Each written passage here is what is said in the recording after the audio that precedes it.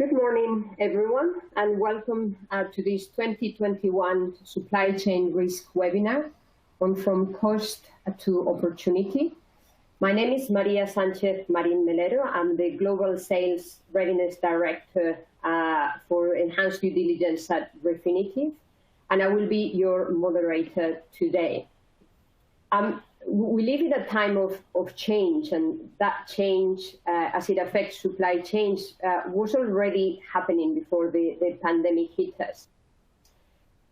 The increasing complexity of supply chains, number of risks to account for, the increasing importance of ESG, new expectations from consumers, more complex networks of internal stakeholders, and I almost need to get my breath. The pandemic just accelerated some of that change and in some instances took it in a new direction, right? We're seeing that Refinitiv things changing again as a result of the vaccines being rolled out at different speeds in different countries, but being rolled out now fairly quickly. Our clients' third-party risk programs are starting to get reactivated. Things are moving.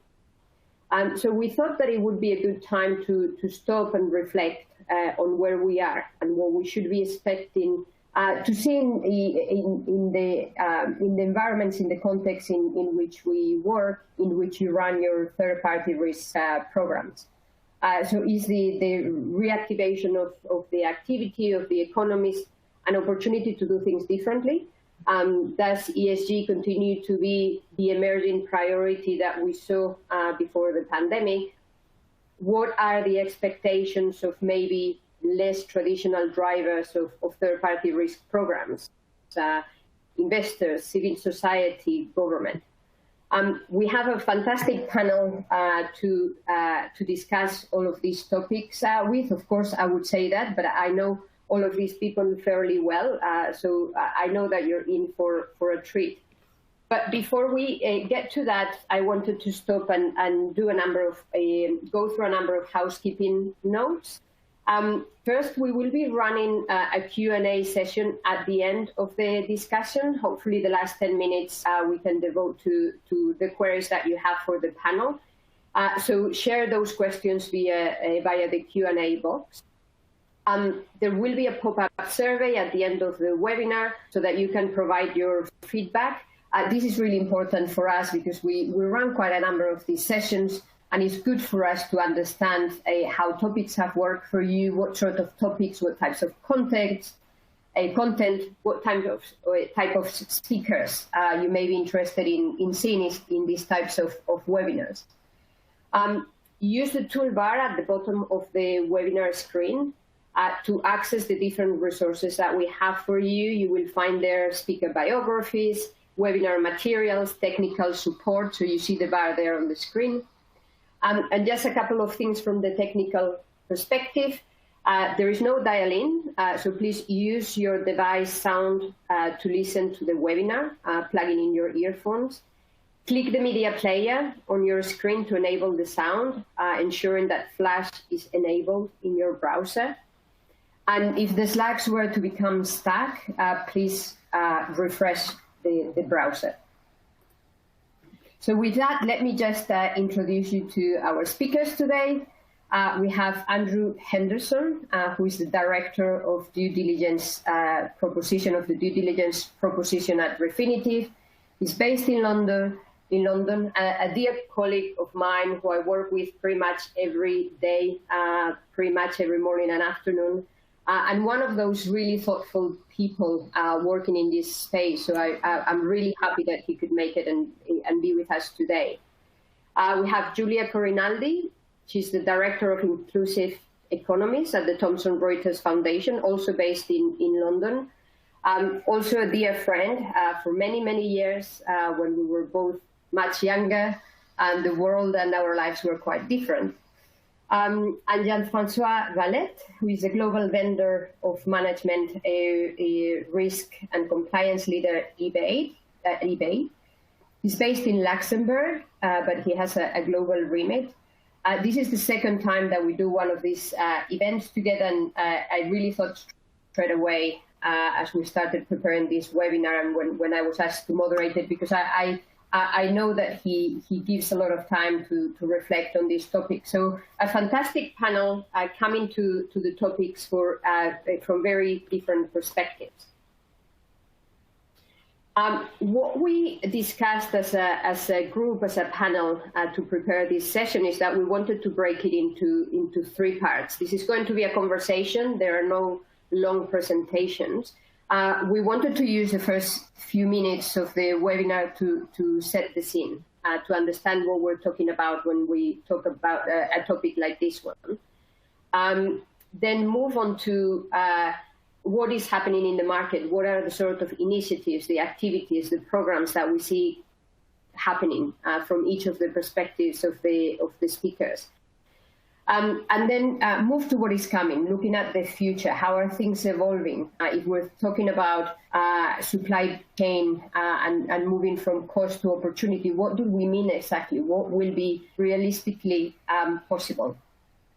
Before we do that, though, I wanted to throw a question at you, because that will help us to drive part of the discussion and see if we really are all on the same page and we understand what you're coming from. So what are the risks that your corporation, see in your supply chain as a result of the relationships with your third parties, with those suppliers? You can answer tick as many of those options as you feel are relevant to you and your company. We have there financial crime, which we are defining as including corruption and anti-money laundering. We have environmental, social, governance risks, ESG. We have financial stability of potential partners, cybersecurity, which we're hearing so much about. We have operational types of risks, or any others. So I'd give it a few seconds more to make sure that we have quite a number of answers and that they are representative. As I was saying, you can select as many of those as you think are relevant, are applicable to your company, to your activities. So let's see the results. So interesting, on the one hand, that we're seeing nothing as other. So I guess the sort of risks that we as a panel had in mind are the same ones that you have in mind. And it looks like those risks apply the majority to the majority of you. So pretty much in line with the sort of thinking and discussions that we have been having to prepare this webinar. And indeed, one of the things that we have been talking about is that increasing number of risks that we have to account for. Not only that, but that each of those risks is growing in complexity in terms of the actual risk, in terms of how to account for them. JF, would you like to comment, maybe kick off the conversation, commenting on that increasing number of risks and their complexity? I can surely do, Maria. So good morning, afternoon, everyone, or depending where you are. So yeah, I think you set the scene quite well. What's important to note is that the risks that we've seen in the past and those that are increasingly rising remain the same. Are evolving. I'm sorry, I'm having a very bad technical in there. So what I was addressing was that the importance I think we've seen and what we as a company, eBay and many others may have seen is that we're living in a new world, yes, a new normal, but the risks that are rising have been the same for a few years now, though they're just being enhanced, or not enhanced, but highlighted by the situation, cybersecurity being one, and the fact that many companies have realized that it is crucial to be resilient when you look at your supply chain and your third parties in general, especially since we are, at least those that are lucky enough like me, working from home, having web-based access. It's all very clear that resilience has made a big impact. Cybersecurity, as we said, is crucial. We've seen the numbers skyrocket over the past few months around the threats and the issues around that. Either people reading it in about it in the news, or just being witnesses. But also, and most importantly, I think there is everything around what matters for customers or anyone, you and I included, meaning our privacy. And those risks are just pertaining to the situation that we are engaging ourselves in when we look at our third parties.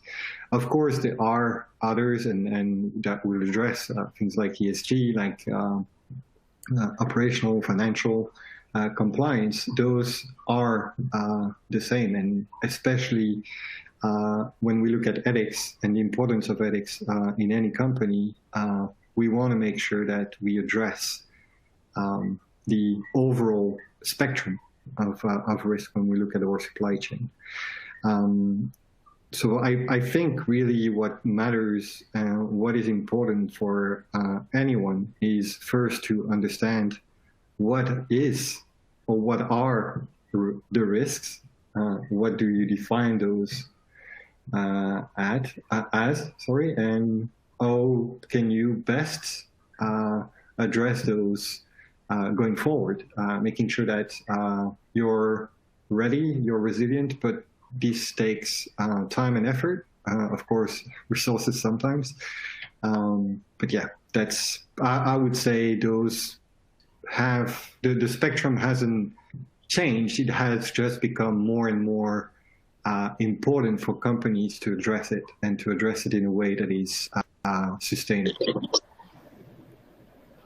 Thank you. And I completely see that in terms of those risks that we were exposing there before. They are not different to where they were before the pandemic. And as you say, it just changes in terms of the way that they have to be, the expectations are on how they have to be addressed by companies, and how they all have to be addressed to a certain level. And I guess that's why we're seeing that some of the companies that we work with are often overwhelmed about the magnitude of this task. Andrew, I don't know if you want to comment on that. Yeah, I think there is often a feeling of being overwhelmed by the risks. I think the risks have always been there. It's more that there's pressure on companies to address them at the moment. And in the past, things like FCPA corruption risk has been almost by itself for a long time in the sales channel world. People have had a lot of time to think about how best to approach it, and it's taken time to get a program that fits. Whereas now, especially on the supply chain side, there's a lot of risks that all have to be addressed almost at the same time. So the ESG risks have always been in the supply chain, but the supply chain management has been asked to address them in the past. But the onus is coming onto companies from their customers, from activists, sometimes from regulators, from legislation in certain aspects like modern slavery. And all these things are coming at the same time when other things like cybersecurity are also appearing as risks.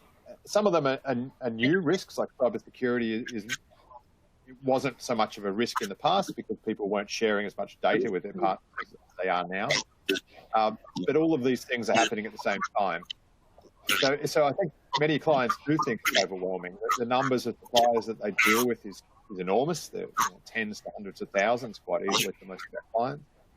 And each of them has a very different risk tolerance. It's not the case that you can take a standard template and apply it to a company and it would meet the risk for that company, because everyone is at a different industry, but also in a different position in the supply chain.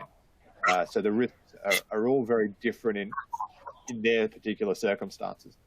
So it requires a lot of thinking. It requires a lot of prioritization to make sure that our clients are addressing the key risks first, and not assuming that they have to address every risk at the same level. They've got to understand their own business and address the risks that are most important to them first in the most efficient way possible. They can't throw all their resources at one risk area and ignore the rest. So they've really got to think through the prioritization to avoid being overwhelmed and get stuck in a sort of paralysis by too much complexity in the world.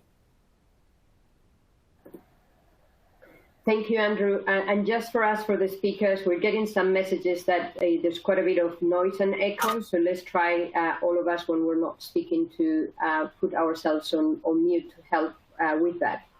And one of the things that, so it's coming from both of your remarks, JF and Andrew, is that those changing expectations. So that's the key to all of this discussion. And partly that comes from those public and private expectations, the scrutiny from new types of actors being on the rise.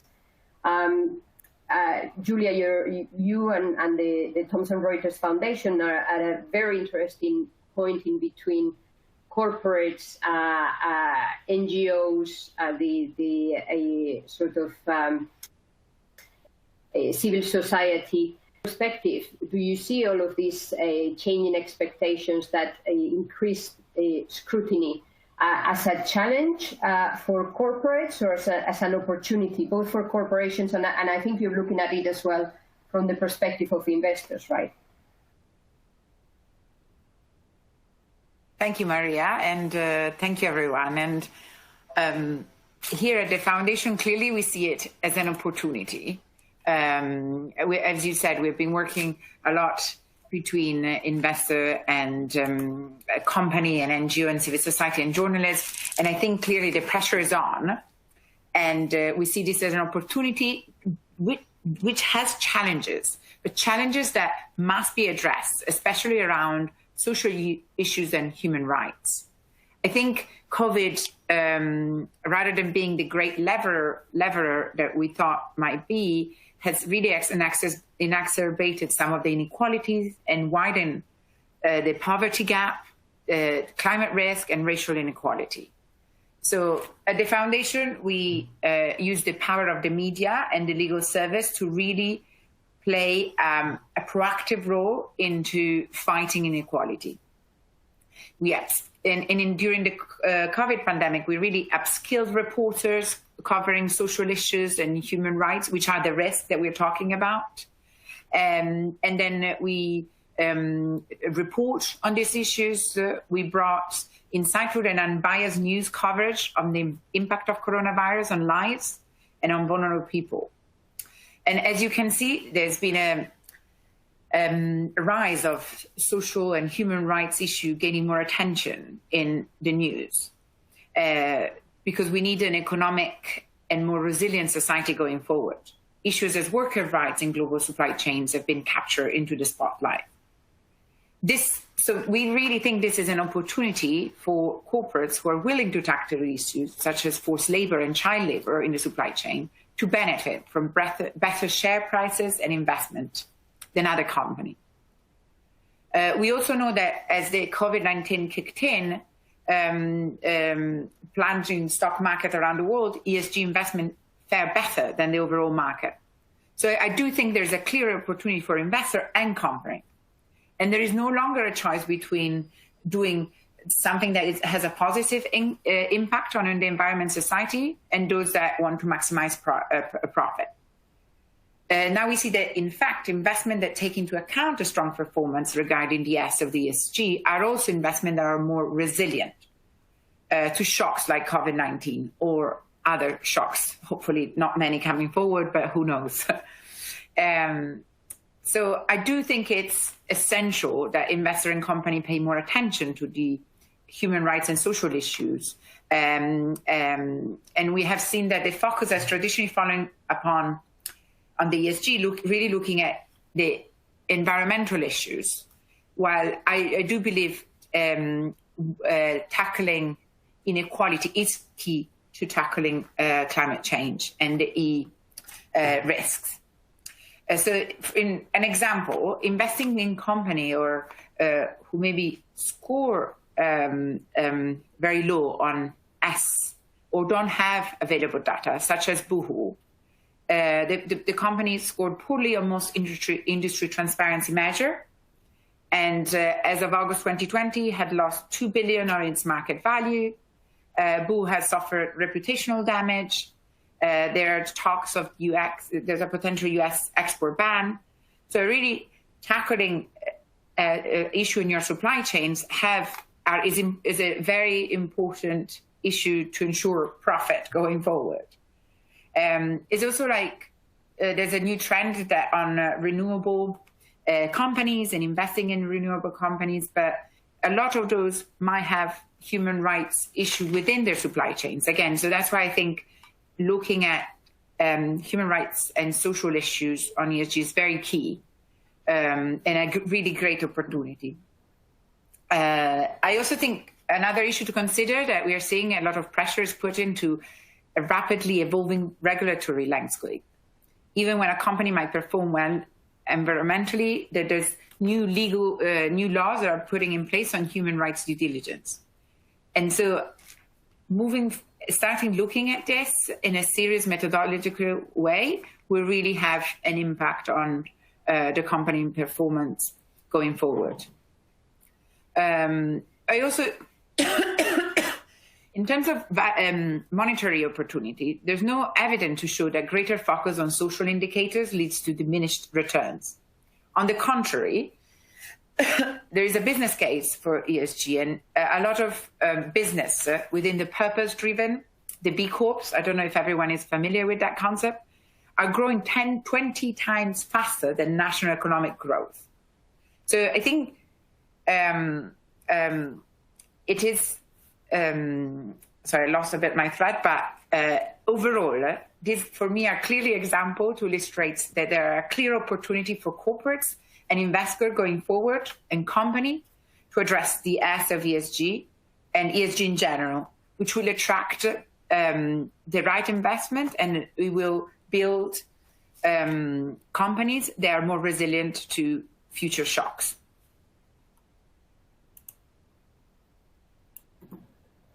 Thank you, Julia. So changing expectations driven not only by social ESG concerns, but also by that growth and economic opportunity that companies are starting to realize. So we'll come back to this, but we'll move now to the second part of this session, where we wanted to focus on the sort of initiatives that we see happening in the market. And to kick off this discussion, I wanted to throw another question to all of you. Following from the types of points that have been raised, where do you see pressure coming from primarily to adopt supply chain sustainability practices? One of the options that you have there is that you don't naturally feel the pressure in terms of adopting sustainability practices in your supply chain, supplier risk, third-party risk programs. But if you see it, is that coming from governments? Is it, and thinking of governments at local, regional, national level, is it coming from the media, from senior management in your own organization? Is it coming from the consumers, your consumers, the wider consumer? Is it coming from investors? As Julia was saying, we're seeing much more activity being driven from that side of things. Is it coming from the pressure from NGOs, from civil society, from industry associations, or maybe you're seeing that pressure coming from others? Maybe for some of you, you don't feel that pressure coming at all, and I think that's fair as well. But we would like to see where you see what you see at the origin of that pressure that is driven partly, not completely from what we were hearing now from Julia, but that is driving part of those changing expectations. So let's see the results.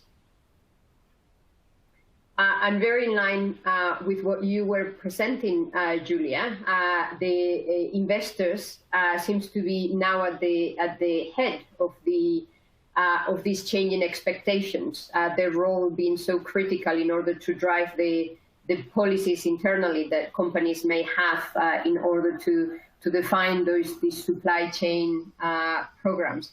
Also, government. Not very, very far behind, which is interesting. And of course, as well, senior management and consumers. And also interesting to see that there is a little bit of there are some of you who don't feel that pressure. They still don't see in their own companies that they are driven to integrate these type of concerns into their third-party risk supply chain programs. So maybe going to that, and again, I think, as I was saying at the beginning, Julia, you're in a very interesting position because through the Thomson Reuters Foundation, you have very clear partners, stakeholders on the corporate side that you work very closely with, but also you're working very closely with civil society, with subject matter experts. What are the sort of practical initiatives that you're seeing? Some of these organizations or corporations, like those that we may have on the phone today, taking on implementing in terms of ESG. Thank you, Maria.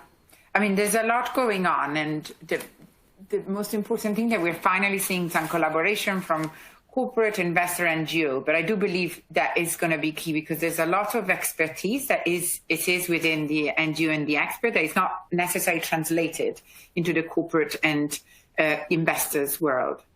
And at the foundation, we've been working on tackling modern slavery and human rights for decades, and to ensure that humans are respected through supply chain and business operation. We have formed a working group which has brought together stakeholders from civil society, standard sector, private sector, to really bust the myths around the social dimension of ESG. And we are producing a white paper which should be coming out soon, with also Refinitiv involved, to really demonstrate that it's both possible and necessary to begin to more fully integrate social performance in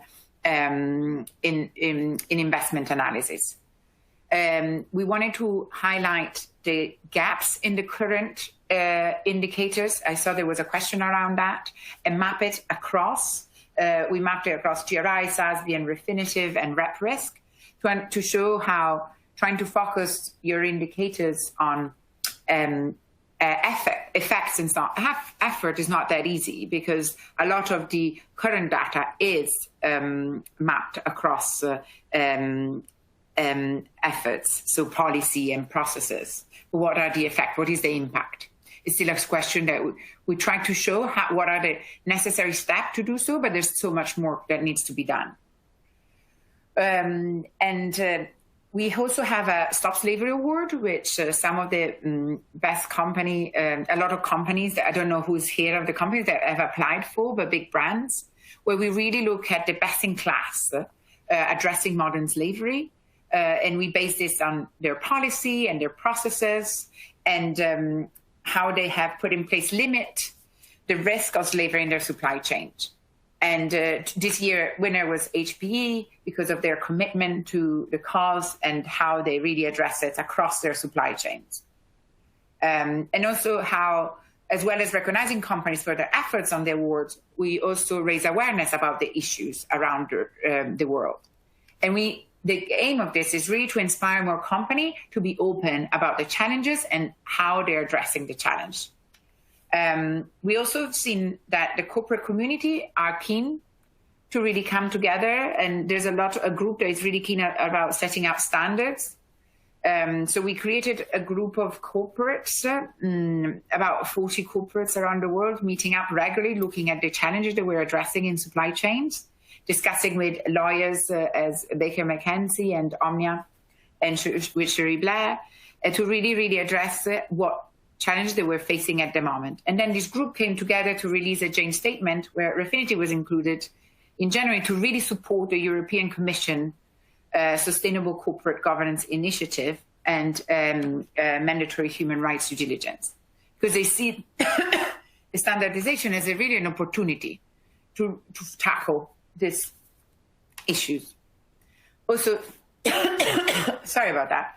The Thomson Reuters Foundation has also looked into investigation around labor rights, and we unfold a lot of issues, for example, on supply chains in Brazil around coffee, which has really brought changes into, thanks to our reporting, labor inspector went to plantation in Brazil looking at labor condition, and workers were then supported by NGO to obtain compensation for unpaid wages.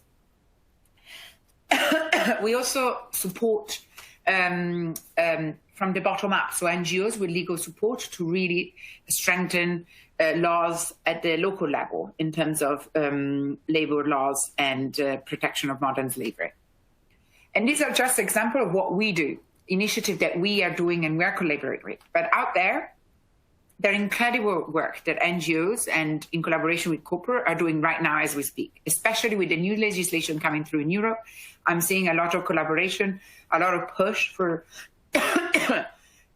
standards and indicators and processes that really can make a difference. And I do think that at this point, not engaging with the experts and NGOs is almost a negligible behavior, because it's the expertise, the information is there, and it's just a matter of accessing it.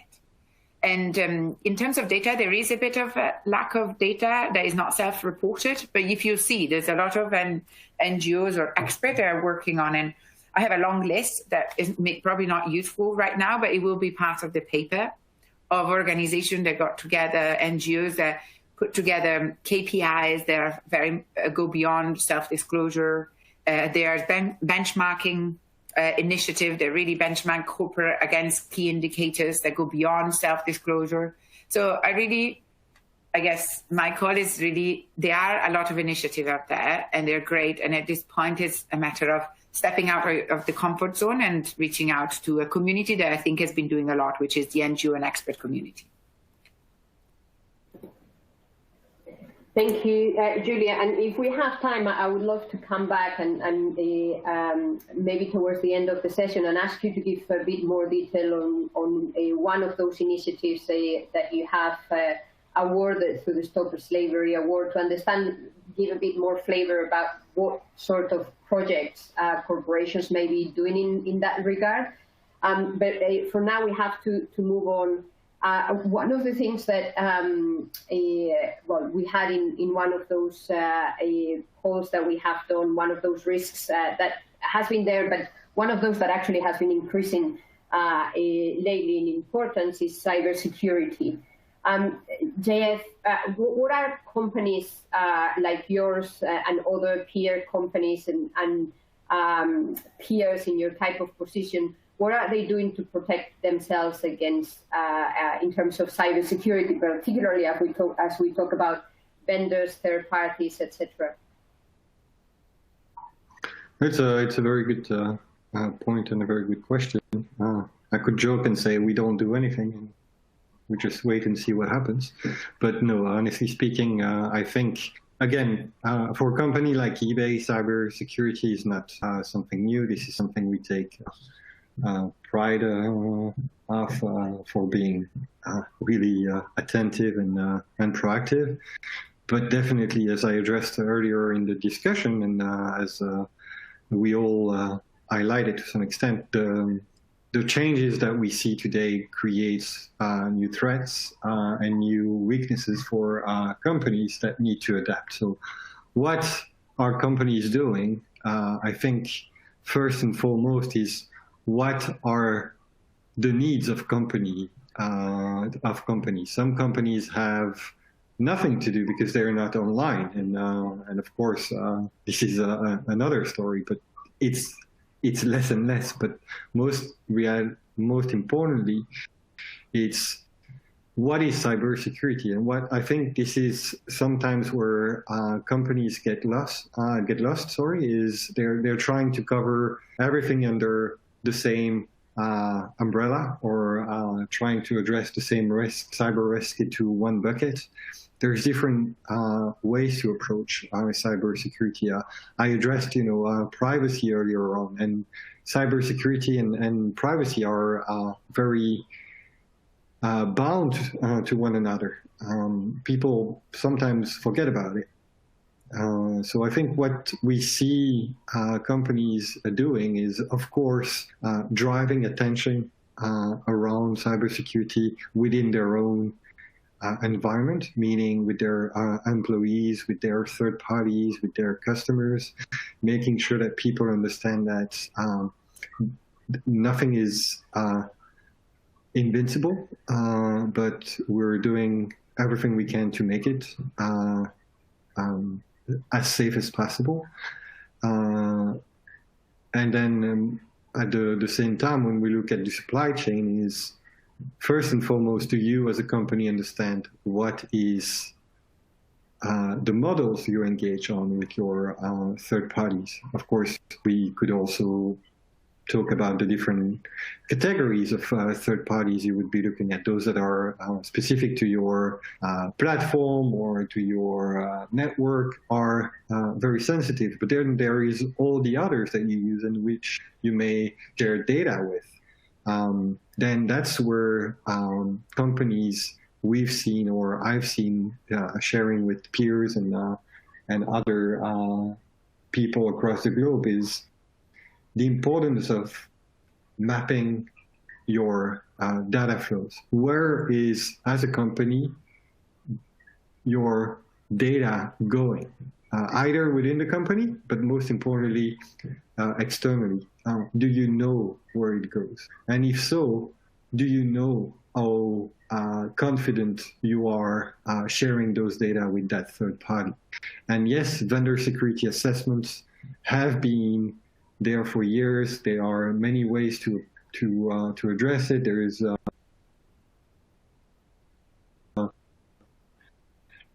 many models that can be used from different groups. We are seeing more and more is the drive by senior management, by C-levels executives, to ensure the understanding, but also enough strength and walls are being put up to address the cyber security threats that we see. So it's a matter of, first, as I said, education in-house and outside. It's a matter of preparation, meaning, do you know what your potential risks are as a company? And then do you know what they are with your supply chain and your third parties? And last but not least is, how proactive can you be? We can all be very reactive when something happens, but how can you prevent and be proactive? And I think we've seen companies become more and more proactive, especially due to the fact that, of course, the new normal has become digital and has become much more remote, but also due to the fact that the importance of privacy, of data, has been a key subject and a key topic for everyone for a few years now. We've seen in Europe, but we are seeing that in the US and APAC as well.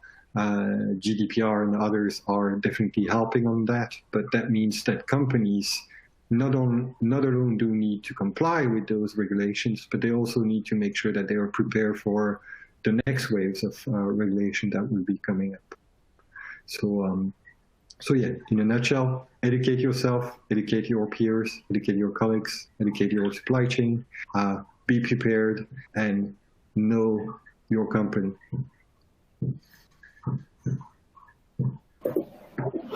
Thank you, JF, and certainly a topic that is in everyone's mind, and we can see that from the questions that have started coming in. On that specific topic, I'll pick those up at the end of the session. But moving on, I mean, we're talking about these changing expectations. All of this is leading to greater complexity. Andrew, what are companies doing today then to efficiently address all of this sort of complexity that is coming at them at the same time? So I think there's a number of different approaches that companies are applying. I think the less mature, I suppose, approach is that they'll break it into a number of different areas, and in each business unit will address the risks that are most relevant to it. So your traditional corruption and bribery and money laundering will become coming out of a compliance or a legal function. There might be a trade controls function looking at sanctions risk. There might be a CSR or an ESG team that's looking at the ESG types of risks. And a cybersecurity, a CISO kind of organization that looks at data and cyber. So that's kind of where we've started seeing a lot of companies going, is that they're starting to become more aware of the risks and aware that they have to deal with them in a more structured manner. But they're also starting to all go off in individual silos almost. And that makes some sense, because at least they can get some progress in the risks that are most important to them as a sort of individual sort of function. But over time, what they find is that they're actually asking the same information from the same supplier from different angles. So when they start getting more mature, they start thinking about these risk areas and bringing them together and starting to think more of a broad range of risks in a single risk assessment, to say, out of my 100,000 suppliers, which are the ones that have a cybersecurity risk? And looking at factors like what's the data that they might hold? And it's all about that data, whether it's personnel data that brings up the GDPR kind of risks, whether it's intellectual property or other confidential data. There's lots of reasons why a particular supplier or any kind of vendor will have a cybersecurity risk, which is heightened by the data they hold, and then you've got to apply any testing that you're doing or any sort of vendor evaluation that you do to that risk. So everyone's sort of starting to go through this process, and it is very complex to get to that point, which is why it makes some sense to do it in silos to start with, because you can make some progress, but eventually you need to start thinking about how you bring it all together and get a fairly common risk assessment model that covers all of these risks. So these are the categories of risks on the screen now that the Refinitiv due diligence reports look at, but there's a wider range of risks that our clients are looking at. But trying to sort of start the process simply and get it moving, and then with a goal in mind of a single risk assessment process for suppliers that understands that there's lots of different risks, understands there's lots of different drivers to manage those risks. As I said, some of them are legislative, some are regulatory, some are customer and reputational. So really thinking through all of that is complex, but it's where you need to get to make it as efficient and as effective as you really want it to be.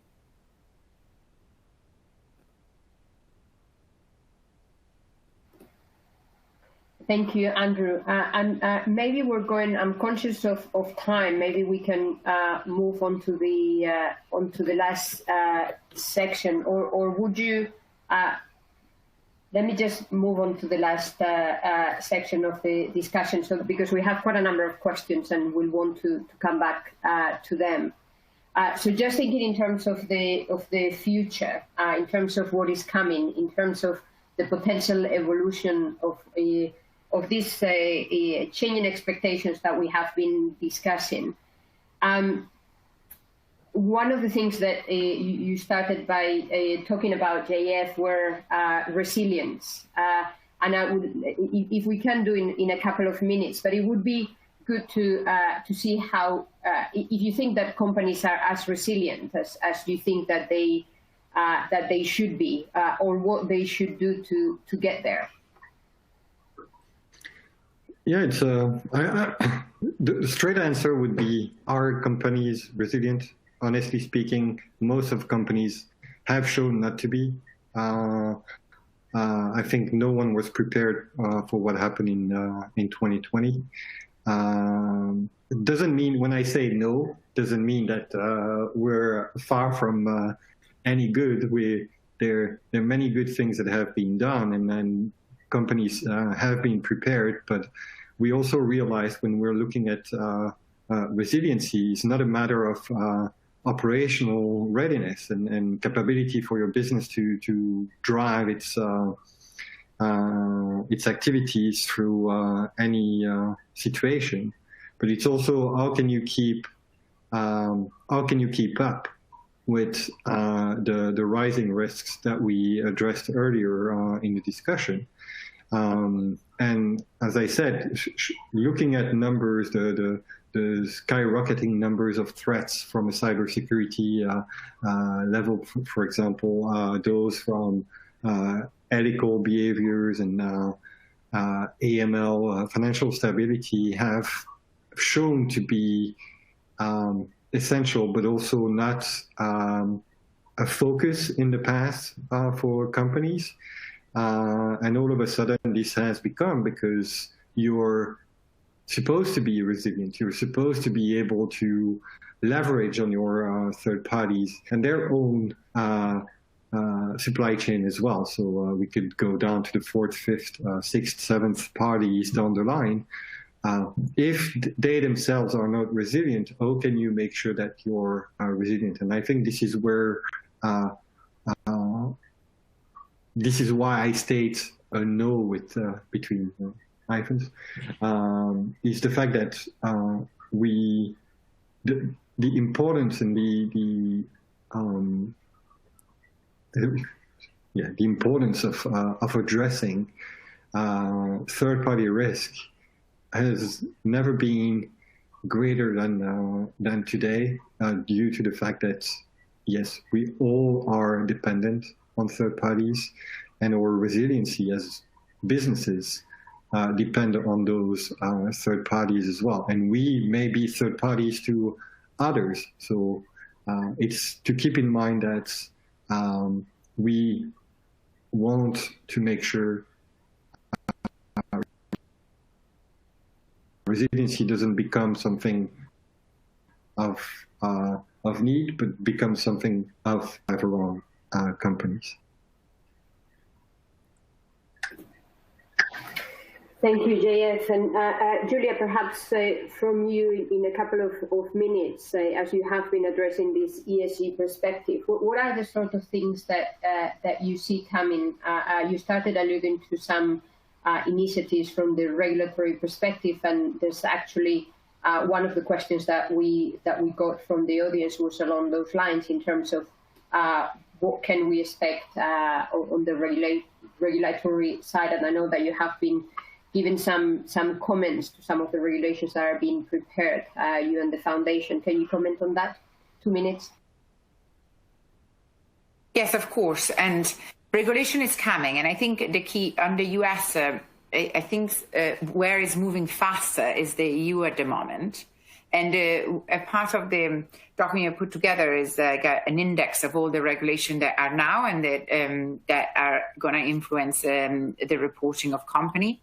But I think what will be hopefully a game changer will be the EU Human Rights Mandatory Due Diligence and the European Non-Financial Reporting Directive.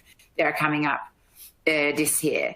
That will have an impact globally in terms of what a company report and what they're requested to report. I think one other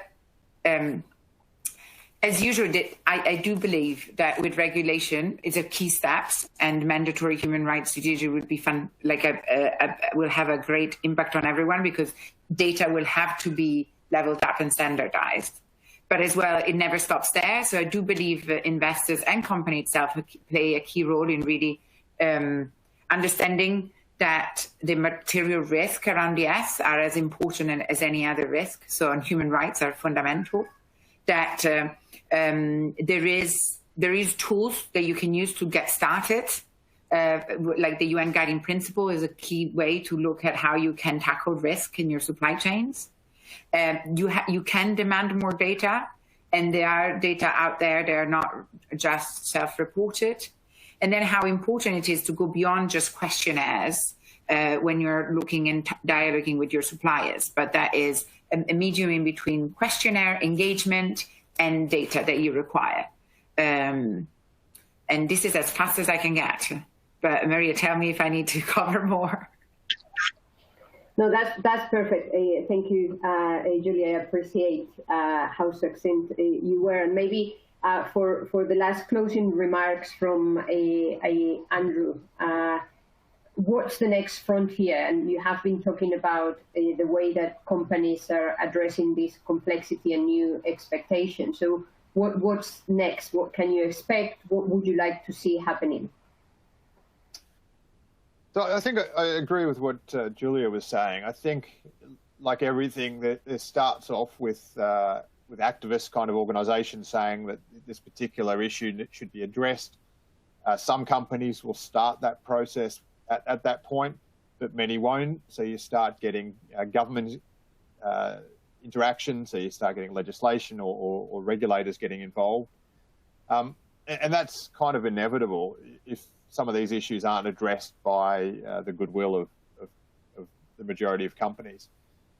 So we find a lot more legislation coming, which is good in some sense because they often are similar around the world, but it does add some complexity to it because you're moving away from building processes and policies that best fit your own company to complying with legislation, which isn't necessarily designed for your risks and your part in a supply chain. But it's kind of the inevitable next step in many places. So for most clients, we're talking to them about sort of getting ahead of some of that, getting processes in place if there are significant risks for them in that area. But overall, just given the volume of work that everyone needs to do, I think there'll just be a lot more automation coming. I think that is where everyone wants to get to.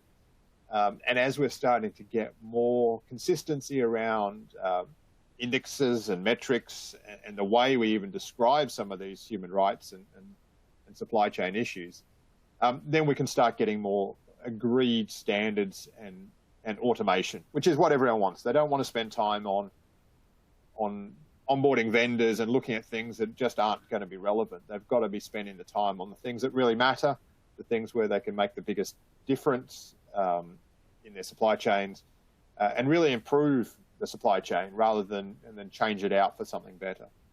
I think the big change from the last year, the COVID supply chain shocks, has been the move away from a single sourcing model and just in time. And I think that will be a longer term, and it's not really a risk issue. It's really just a business sustainability, and that brings its challenges. I think it's a much better model, having multiple sources for any particular product or supply, but it brings challenges because I think people to settle into the supply chain and they get to understand the culture of the places they work.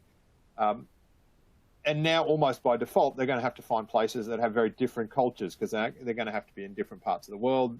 If you're moving to a second supply location for your products, you need to be far away from the first one, or else it's potentially not worth doing. So you're looking at very different cultures, very different backgrounds, and different needs and different risks being built into the supply chain. So you've just added another layer of complexity by the need to have very diverse providers in your supply chain. So I think that's what's coming. It's just going to get more complex, but to support that complexity requires automation. there's no real other option. Otherwise, you end up with, as I said, paralysis, because there's too much to do for any corporate, and they still have to make some money at the end of the day. So that they're all driven to automation, to technology. So I think that's what's coming next. Thank you, Andrew. And we have 5 minutes. I just wanted to pick up a number of the questions that we have from the audience, and I'll come to you first, Andrew, because you will have an answer. We have some people asking, how are companies monitoring cybersecurity risk down extended supply chain? So thinking about third, fourth, and fifth levels of supply chain, and actually asking how they are using cyber ratings of suppliers like BitSight, etc.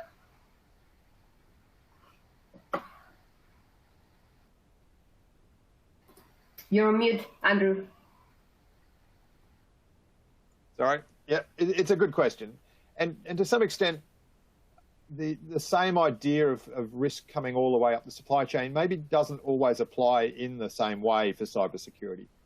Because there's two parts to cybersecurity. It's either a supplier actually has direct connections into your own network, so it becomes a sort of network penetration question. But most of the time, cybersecurity for your vendors is about the data they hold. And that's far more controllable than some of the other issues, like a human rights or a modern-day slavery issue.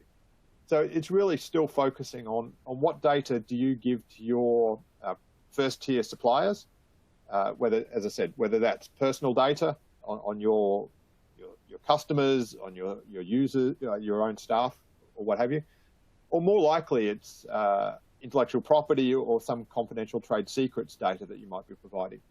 So you generally can control that through contract as to where your vendors and suppliers are also pushing that down to their suppliers. So that's generally the way that people are looking at it, is how far down the supply chain does the data go, because that's where your main risk goes, because some of the network connections tend to be more controlled by firewalls and whatever the security apparatus is that you can be looking at. So it tends to be looked at slightly differently from where you would say like a human rights kind of issues, because that does go almost starting at the lowest end of the supply chain, where the workers are in a factory or on a sort of agricultural land. So that's how they tend to do it. As to how they do it, companies like BitSight are very good at a very quick assessment, and we use them in our due diligence reports for that purpose. But beyond that, then there's plenty of other providers who do the deep dive policy and review, deep dive review from questionnaires and penetration testing and all sorts of other things. So like any kind of compliance program, you're trying to minimize the work you do for your lowest risk, and you spend as much time as you can on your highest risk. So a supplier, which is a key supplier that has potential intellectual property or personnel data, you might need to do a lot more than what BitSight, their initial rating would give you. You'd get someone else to support you in that and really dive deeply into their security more than what BitSight from an initial statement would do. Thank you, Andrew.